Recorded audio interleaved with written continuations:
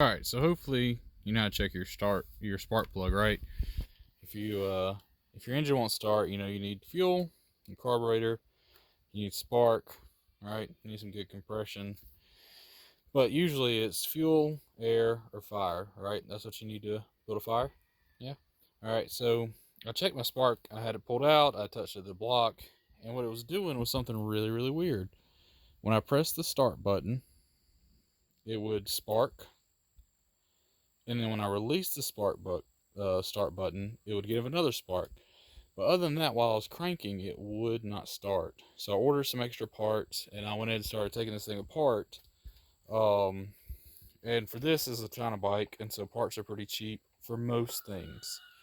Um, for the CDI box, the voltage regulator, spark plug, coil, uh, spark plug wires, all that stuff, all together was like $20 off of Amazon. So when I say their parts are affordable, it's a beautiful thing, right?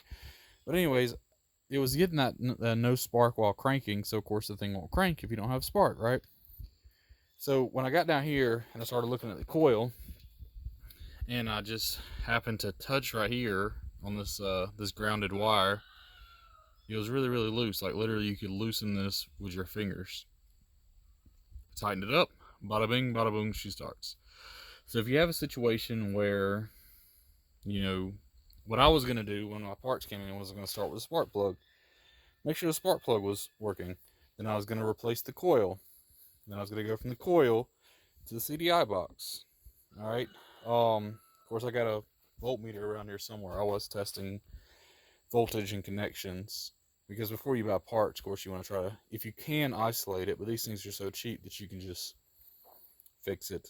Buy the parts and fix and isolate at the same time. So if you have that situation where you're not getting a spark while you're cranking, but you get a spark initially and at the end, it could just be a loose ground. All right. So, all right, China Bank Mania. That's fun-filled information for you. Hopefully somebody finds it useful.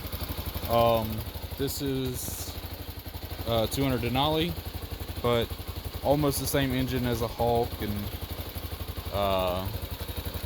CSC with their counterbalance, but almost all the same platforms. A lot of them use the same parts and stuff like that.